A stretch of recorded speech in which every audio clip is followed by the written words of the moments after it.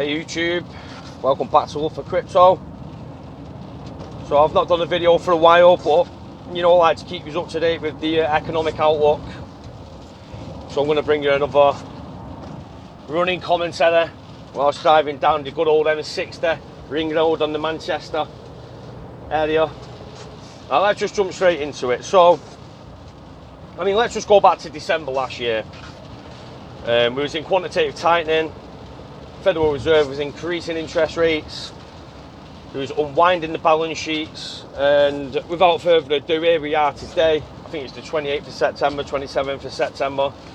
And for those who have been following this channel, the loyal supporters, the avid supporters that have gave us their time and attention, which we do greatly appreciate, we're now stepping into that Q4 2019, Q2 2020 call that Love for Crypto has been making for well over a year for the incoming calls of the recession to the financial system.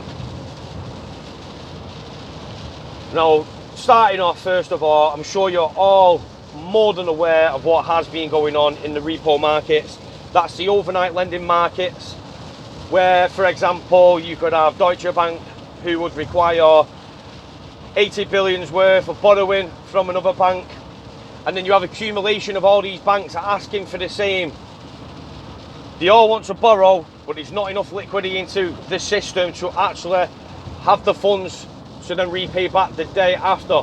So what's happened is the Federal Reserve has had to step in and stimulate the liquidity in the overnight markets. Now this is massive, ladies and gentlemen. I mean, first of all, let's refer back to 2008, 2007, the financial crisis, what happened last time. There was an historic bailout from the Federal Reserve. I think it accumulated to around $850 billion, which was absolutely ludicrous back at the time. Realistically, we should have had multiple bank failures. We obviously had Lehman Brothers, which did collapse as an example, and then the Federal Reserve had to step in and they had to bail out the banks. Now, we've been calling here the recession will start Q4 2019 all the way up to Q2 2020. That was our margin. It was a 3/4 margin of where we believed, from the information and the sources from the financial industry, of where we gauged our target for the unwinding of the financial system. Ladies and gentlemen, I think it's fair to say we are definitely in that period. We've reached that zone. So far, the Federal Reserve have injected 350 billion into bailouts. Let's call them bailouts because they're nothing more but bailouts. Banks needing to borrow money. There's a shortfall of liquidity, meaning that they have not got the assets for the liabilities. So they've had to go to the Fed. The Fed have had to step in. It started on Monday. I think it might have been last week. They said it was going to be a short-term thing. I think the Federal Reserve was saying that they would then put 75 billion into the overnight markets for the banks to borrow. They then had to increase that to 100 billion per day, and they said that they was going to keep running this through until the 10th of October. Now the Federal Reserve has said that this is going to be an ongoing thing. Ladies and gentlemen, the United States have added $500 billion to the debt in 1 month. In 1 month. Now, the way things are going here is absolutely unbelievable. It is unbelievable. I mean, let's think about this. You've got the Federal Reserve, the base fund rate. Now, we all know what that is. This is what you hear all the time in the Fed minute meetings, where they will say whether they're going to drop by 25 basis points, 50 basis points, they're going to increase. And at the moment, the overnight lending rate is 1.75 to 2%. Now, because there is that much demand in the markets, we actually had a spike. Now, bear in mind, the Federal Reserve's one goal is to manage these rates. Now, from a couple of sources, it's a shame really, I should have really looked into this into detail to give you a specific amount. But, as it stands at the moment, there was a day, I think it could have been the Monday just gone, or the Monday before, I'm not too sure with the timings, but it is as accurate as it's going to be. That overnight lending rate spiked up, and this is where we should have really done the information, between 4% to 10% for an overnight lending. That means, for example, if Deutsche Bank wanted to borrow 10 billion overnight, they would have needed to have paid back 11 billion. The overnight lending rate absolutely surged due to the amount of demand that the banks needed. Now, ladies and gentlemen, it may not seem significant, this, but this is the one goal that the Federal Reserve has, is to manage the overnight rate. And we had a spike to 4 to 10%, ladies and gentlemen. It's absolutely phenomenal. And now what we've got calls for negative interest rates from Donald Trump. Well, ladies and gentlemen, we said this in December.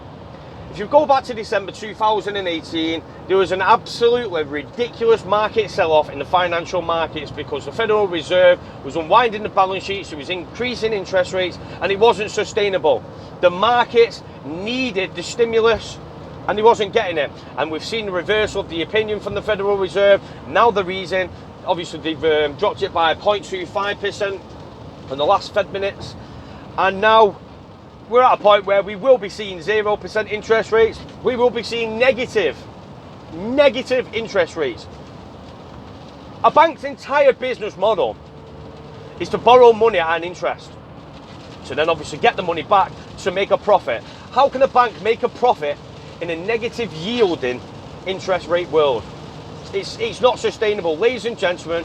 It is not sustainable. We're talking about the Federal Reserve now pumping 100 billion into bank bailouts, because that's what they are, ladies and gentlemen. They are bank bailouts. We've already hit 350 billion. Listen, we are going to be in the trillions before this ends. Now this stimulus, again, it's artificial stimulus. We're talking about reducing interest rates. Once again, we've now got the Federal Reserve in open market operations.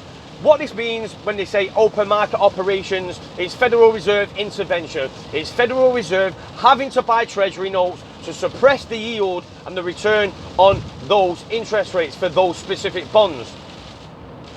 Ladies and gentlemen, it's fair to say at this point we are 100% at the start, the beginning of the end. There's no other two ways of putting it. Now this is absolutely significant for myself personally. As you can see, I'm driving down the motorway in the pissing down rain. I'm a refrigeration engineer. Yet how on earth is it possible that a little small channel with over only 13,000 subscribers has called the monetary policy from the Federal Reserve to a T? I've always been honest about this. I'm not a financial advisor, and I'd like to think the people who have followed the channel and listened to our advice and subscribed to the sources from the financial markets that we believe you need to be following and listening to on a daily basis, so you can actually keep a handle over the market and to see exactly the ludicrous that we are actually facing and encountering at the moment. It is quite astonishing. In fact, it's absolutely scary, because now we're at a point where without central bank intervention, we will be in total collapse. Now we're talking about debt expansion on unprecedented levels. This is QE4, and as I've always stated, it was coming when people laughed at me saying it would absolutely destroy the dollar. Yes, it will destroy the dollar. But listen, Donald Trump's one purpose at the moment is to make sure that he's in office during the next presidential election campaign that we will be seeing next year. Now, can they hold it together? Will they actually inject that much cash into the system, or will we fall before? Who knows? I actually will not be able to give you an outlook on that, because it's a very difficult sort of scenario that we are in at this moment in time. And ladies and gentlemen, I just want to tell you one thing. We've been telling you for a long time now, a very, very, very long time, that this is going to be happening, and to actually see it unfolding right in front of our faces, literally right in front of our faces, is absolutely, I mean, for me it sounds a little bit backwards this, but it makes me feel happy. It makes me feel happy that the information this channel has been giving you over the duration of the past 2 years has been as accurate as it possibly can be. Listen, we're not financial experts, but the hours, the time, the effort, the research, the non-stop, around-the-clock observations of these markets. Listen, we are called Love for Crypto, but you know we do like to give you the overall picture. We do believe that this entire thing with the crypto industry and with the current financial dynamics is all related to each other. We've always said it. If you go back to the Money 2020, I think it was in 2018, where Chris Larson sat down there and he said, We do not have the tools ready for the next financial crisis, but this is where digital assets can come into effect. Now I'm just going to run this down very simply for you. I know there's going to be a lot of you out there which, you know, you actually know this information, you followed the channel, you've took in all the information, but we have obviously accumulated more subscribers since then, and whether their educational levels are up to the sort of recommendation that we'd like to feel, I'll give you a little bit of a rundown for it, how XRP can help alleviate the strain from the US dollar demand. Now again, around the world, the corresponding banking network will die. It's literally inevitable. It's just a simple factor of evolution in finance. But what we have around the world is estimated between 5 to 10 trillion dollars parked around the world, absolutely doing nothing in locked up, tied up capital. Now, what I just said to you, the biggest bailout for the Federal Reserve in history was 850 billion. Now they're just injecting 100 billion every single night into these markets to keep them afloat.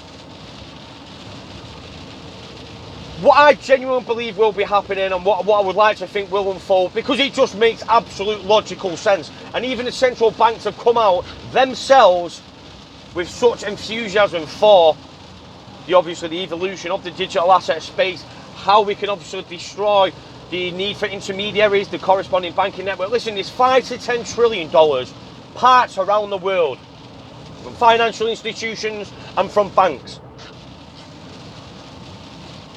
Basically, a little bit of a rundown. If you're a bank in England and you want to have operations in India, in Russia, in China, in Europe, in South America, you need to have that native currency that is obviously sovereign to that country. For example, if you want to give an operational, if you have an operation in Europe and you have to have payouts in euro, you need to hold euro. Same for China. Same for Brazil, same for Russia. You name the country, it's out there as a fact. And this is what we've seen MoneyGram do recently. They operate in over 160 countries, and they hold 130 different sovereign currencies. Now listen, the way that the world is at the moment, we are talking about mass. And when I say mass currency devaluations. We've got unsustainable debt which cannot be paid, first of all, cannot be and never will be paid without currency devaluations. Now, if you are an institution, a financial institution and a bank, and you're holding a currency which isn't native to your operational country itself, for example, let's just use the Royal Bank of Scotland from England. The Royal Bank of Scotland undoubtedly will have billions and billions of tied up capital parked around the world just in order for them to be able to operate in these countries and provide a service for its customers. Now, with a digital asset, you can take back all of that money that's parked around the world, all this money, all these different currencies. Again, the risk mitigation, the currency devaluations. I mean, as an example, in Turkish, the Turkish lira, I think it was last year, it dropped by 40%. If you had 10 billions worth, 10 billion US dollar equivalent, shall I say, and you had it in Turkish lira, you would now have 6 billion. You have lost 4 billion in currency devaluations. That's one advantage of this. Not only that, we've got 5 to 10 trillion parked around the world doing nothing. The Federal Reserve injected 100 billion a day. 100 billion a day. The last financial crisis, the biggest Fed bailout, accumulated in total to 850 billion. That bailed out the banks. This 5 to 10 trillion dollars sat there doing nothing. If these institutions can bring back that capital, bring it back home and put it back into their sovereign currency, and then they could use a digital asset, there would be no need to park trillions of dollars around the world. That $10 trillion amount could be reduced to 1 trillion. Now, as an example, and listen, a lot of people say it's ludicrous, but I'm hoping by this point the stuff that I have said that seems so far-fetched and so out there that it could not possibly be true is starting to unwind. We heard Mark Carney coming out saying a digital asset could alleviate the pressure for the United States dollar. Ladies and gentlemen, if we can bring back this capital, if we can bring it back home and put an alternative mechanism, a tool in position so money can move and have instant on-demand liquidity throughout the world, i.e. XRP, i.e. the Interledger Protocol, then we have a potential of $9 trillion to bring back home to inject back into the economy. Organic stimulus. And I do believe we are on that horizon. I do believe the day will come. Now, whether it's going to be a flick of a switch, I do not think it is. I do not think it will be like that. I think it will be a managed and controlled sort of, yeah, I mean, I've lost the word in there for what I was trying to find. A transformation, potentially. Listen, ladies and gentlemen, the moral of this story is as follows. We are going into a 0% interest rate world. Negative interest rates. The European Union, the ECB, have set their fund rate at minus 0.5%. There are banks in Europe offering mortgages with a negative interest rate. That's basically saying, there you go, son, go buy yourself an house. We'll pay 10% off that for you. Not 10%, of course, but, you know, we will probably get there. Sorry about the cough, ladies and gentlemen. You know how I get. I'm going to start fucking speaking. I'm going to have a little swig of water.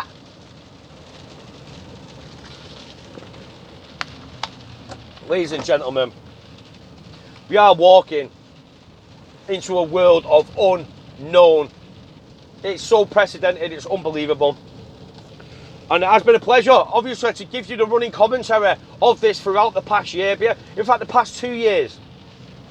Although we started more so off as crypto, and then we realised the correlation between cryptocurrencies and the financial system, how digital assets themselves can help bring back that tied up capital and use it for, example, stock buybacks. You've got the Royal Bank of Scotland, who may potentially need, well, let's actually talk about it on the US factor, because this is where it really is starting to degrade. You know, you could have Citibank, for example, need to borrow money. Listen, I'm sure Citibank have got into the tens, if not hundreds of billions parked around the world. They can bring that capital back home and use it for stock buybacks. They can use it for their own liquidity needs. They can use it to put it on their reserve balance sheet. Unlocking $5 to $10 trillion in a time where we are now would be substantial. Listen, 850 billion, largest Federal Reserve bailout. Or you could have 5 to 10 trillion just to implement a new mechanism for the way that liquidity, the way that money moves around the world. It's absolutely unbelievable, ladies and gentlemen. It really is unbelievable. It's our point now where it's absolutely scary for myself to have been calling this to a T. People, you watch the news, everything's fine, don't worry about the bond market, the economy's doing great, the jobs numbers are superb. Bullshit. Bull fucking shit is what that is. Listen, we are in an absolute dismal of a condition economically. Worldwide slowdown, global slowdown. We're talking about the Federal Reserve who are putting 350 billion into the system. They're now coming out saying that they will put 100 billion in every single night if required. They did say originally till the 10th of October, but now it's going to be an ongoing Federal Reserve's operation. Basically, QE4 has landed. Interest rates, on the next interest rate call, we're talking about a 50 basis point drop. It will be a 50 basis point drop. I can assure you now, the next time the interest rates come up for question, they will be dropped by 0.5 basis points. The Federal Reserve is literally printing, injecting capital into these so-called booming economy financial markets. I mean, why is that, ladies and gentlemen? Is there something disturbingly not wrong about the fact that the Federal Reserve, potentially in 8 more days, could have outweighed the largest bailout in history? In history, in 8 days. We're there in 8 days. Ladies and gentlemen, I mean, come on. Look at it. Look at it around you. Everyone's calling for a financial crisis now. It's clear as day. We've had the central bank governor of England, Mark Carney, coming out saying digital assets can alleviate the pressure from United States dollars. Basically, what he's trying to encounter and trying to suggest at that point is, again, is exactly what I've gone back to, exactly what I've absolutely been preaching over and over and over and over constantly for the past year. Oh, you crazy, Kurt. Kurt, you are crazy. What are you going on about? The economy is doing great. Listen, ladies and gentlemen, we are coming into uncharted waters. And there's a few smart people around the world that I do believe do have a game plan. Mark Carney being one of those. We know that the FCA are absolutely in a condition now. They've absolutely listed XRP as an exchange asset. The security question in the United States is holding back probably investment into the asset itself until the SEC can pull the finger out the arse. But listen, don't worry about the SEC. What we need to actually, comprehend is, a long time ago I said that XRP could become the world reserve currency. I mean, it was well over 15, 16 months ago I was saying this. Every single person laughed. Now all I can see on fucking Twitter and YouTube is everyone fucking copying the same narrative. Now listen, honestly, some people are visionaries, some people are, tunnel vision, some people are confined into a little box and will never be able to break away. It is clear, it is crystal clear what is happening around us. We've got a technological change now that can unlock 5 to 10 trillion around the world.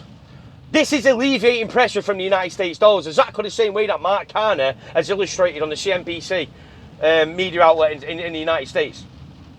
And then as soon as he said that, everyone's like, oh my God. Oh, I'm sat there thinking, fucking hell, is everyone surprised? Are they actually surprised? Fucking hell. Here we go again with a cough.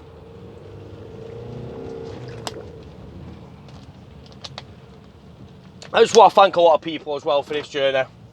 This isn't just about me. This isn't just about love for crypto. We've got a Telegram group with contributors that have done absolutely phenomenal jobs educating the people in the group, educating myself. We had Jesse, unfortunately he's left. We've got Simon, we've even got Shaunus, we've got Moldus, we've got Fresh, obviously. Fresh is an absolute animal in this space. I just need to put that out there right now. And there's going to be a lot of people that have missed out, and hopefully a lot of them don't get pissed off with me for missing them out. Because I'm driving, trying to fucking do a fucking video off the top of my head, which you always do, and I do it fucking superbly every fucking time, ladies and gentlemen. But we're here. We are now here. There's either two things that are going to happen. We're going to have an absolutely apocalyptic fucking meltdown. Which, again, I will say this, being a fan of David Icke, problem, reaction, solution. Problem. The fucking world is fucked. That's the problem. It's fucked. Negative interest rates. What the fuck is that about? What the fuck? Sorry for the language. I just can't contain myself at this point. Reaction. Look at the reaction around the world.